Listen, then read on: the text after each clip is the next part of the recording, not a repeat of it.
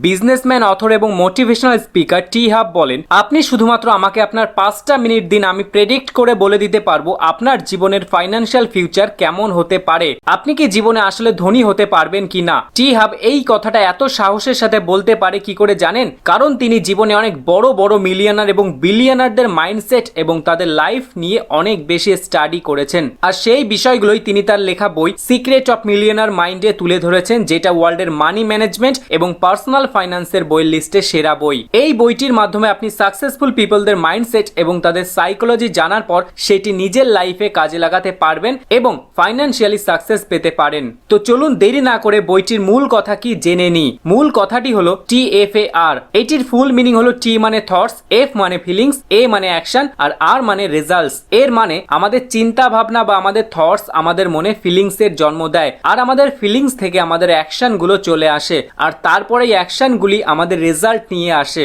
এখন এই প্রিন্সিপালটি আমরা আমাদের লাইফে কিভাবে কাজে লাগাবো জানেন? আমরা এই দক্ষিণ এশিয়ার মানুষগুলো মানে ভারত, বাংলাদেশ, পাকিস্তান, আমরা এই দেশগুলোর বেশিরভাগ মানুষই মধ্যবিত্ত অথবা গরিব। আমরা যেই টাকা প্রতি মাসে আয় করি তার কিছু অংশ প্রতি মাসে কোথাও না কোথাও জমাই, এবং সেই জমানোর কারণ কি জানেন? সেই জমানোর কারণ হলো পরবর্তীতে আমরা যদি কোনো বিপদে পড়ি বা অসুস্থ হই বা জীবনের শেষ পর্যায়ে চলে যাই, তখন যেন আমাদের রোগ ভালো করার জন্য এই টাকাটা আমরা ইউজ করতে পারি।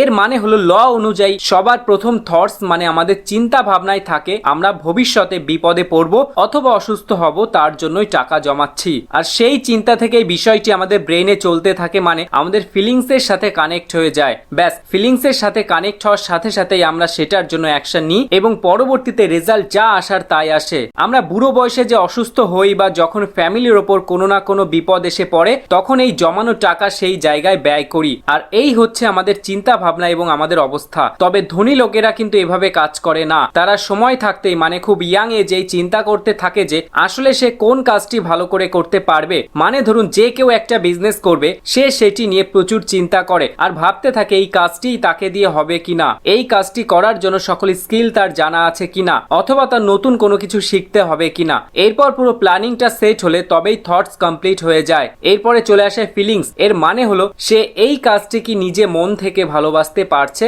সেটা চেক করা। এরপর সেই কাজটির সাথে তার যখন ভালোবাসা তৈরি হয়ে যায়, তখন সে সাথে সাথে অ্যাকশন নেয়, মানে কাজে নেমে পড়ে। আর এরপরেই চলে আসে রেজাল্ট, মানে সে যে প্ল্যানটি 2 বছর, 4 বছর, 5 বছর অথবা 10 বছরের জন্য বানিয়েছিল, সেই প্ল্যানটি এক্সিকিউট করার চান্স প্রচুর বেড়ে যায়। কিন্তু আমরা যেটা করি, আমরা শুধুমাত্র টাকা জমাই বিপদের জন্য। আর ধনী লোকেরা বা রিচ মাইন্ডেড লোকেরা তারা জীবনের শুরুতেই সঠিক একটা প্ল্যান করে এবং এই রুল অনুযায়ী তারা সাকসেস গেইন করার চেষ্টা করে। অথবা এই বইটিতে আরো 2টি ভুলের কথা বলেছেন, যে 2টি ভুল আমরা আমাদের লাইফে সারাক্ষণই করে থাকি। সবার প্রথম ভুলটি হলো ভার্বাল প্রোগ্রামিং। বিষয়টি আপনাদের একটু ক্লিয়ার করে বলি। আপনি দেখবেন আপনার আশেপাশে সবার কাছ থেকে শুনে থাকবেন যাদের অনেক টাকা পয়সা আছে তারা অনেক বেশি খারাপ, তারা জীবনে সুখী হতে পারে না। ধনীরা অনেক বেশি লোভী হয়, টাকা পয়সা বেশি আয় করা ভালো না, এমন আরো অনেক নেগেটিভ কথা আপনারা ছোটবেলা থেকে শুনতে শুনতে বড় হবেন। আর এই কথাগুলো যে আমরা শুধুমাত্র আমাদের সমাজ থেকেই শুনি তা কিন্তু না, আমাদের পরিবার থেকেও আমাদেরকে এই শিক্ষাগুলি দেওয়া হয় যে নিজের চেয়ে বড় চিন্তা করতে যেও না, বেশি লোভ করলে পরে ধ্বংস হয়ে যাবে। এই ধরনের নানা নেগেটিভ কথা আমাদের মাথায় শুরুতেই ঢুকিয়ে দেওয়া হয়। এখন অথরের মতে এটিরও একটি কারণ আছে, কারণ আমাদের বাবা মাকেও আমাদের দাদু দিদা এমন করে শিক্ষা দিয়েছিলেন, তারাও এমন করেই প্রোগ্রামড, মানে তারা এভাবেই চিন্তা করে, এর বাইরে কোনো চিন্তা করতে তারা পারেই না। সো এই প্রোগ্রামড মাইন্ডসেট আমাদের পথে অনেক বড় একটি কাঁটা, কারণ এই চিন্তা যখন আমাদের মাথায় সেট হয়ে যায় তখন আমরা বড় চিন্তা করতে পারি না। বড় চিন্তা করলে প্রচন্ড ভয় পেতে থাকি আর একটা সময় আমরা দুর্বল হয়ে যায় আর সেই কাজটিতে কোনো স্টেপ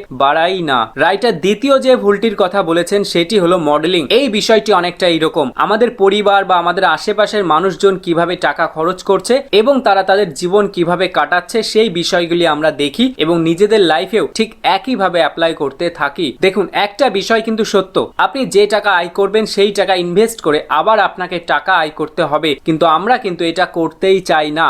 আমরা শুধুমাত্র প্রতি মাসে টাকা জমাতে চাই, আমরা আমাদের অবস্থান, আমাদের লাইফস্টাইল কখনো চেঞ্জ করতে চাই না, মানে আমরা এখানে অনেকটা ফিক্সড মাইন্ডেড। দেখুন, অথর বলেছেন এটি অনেক বড় একটি ভুল নিজের লাইফে সাকসেসফুল হওয়ার ক্ষেত্রে। আমরা ভাবি আমাদের আশেপাশে যারা রয়েছে তাদেরকে দেখে আমি অনেক বড় হয়েছি, তারা যা করেছে সেটাই সঠিক, কিন্তু বাস্তবতা এটি নয়। বাস্তবতা কিন্তু অনেক দূর পর্যন্ত, যেটি এখন অনলাইন অনলাইনের যুগে আমরা খুব সহজেই দেখতে পারি, আমরা খুব সহজেই একজন সাকসেসফুল মানুষকে ফলো করতে পারি এই অনলাইনের মাধ্যমে। আমাদের শুধুমাত্র এলাকার বন্ধুদের ফলো করতে হবে এমনটি নয়। সো অথর এই বিষয়টি এই মডেলিংয়েই বোঝাতে চেয়েছেন। দেখুন, ধনীরা নিজের জীবনের কন্ট্রোলটা নিজের হাতেই রাখেন, তারা নিজের লাইফকে নিজেরাই তৈরি করে নেয়, আর এতেই তারা বিশ্বাস করে। অন্যদিকে গরিবরা আমরা ভেবে নিই যেভাবে চলছে সেভাবে চলতে থাক, এটাই নিয়ম, কিন্তু এটাই অনিয়ম। দেখবেন ধনীরা টাকা অর্জন করার জন্য প্রচুর পরিমাণ মানি গেম খেলে, মানে টাকাকে কাজে লাগায়, টাকা দিয়ে টাকা বানায়। আর আমরা টাকা একটু খরচ হতেই মাথা খারাপ হয়ে যায়,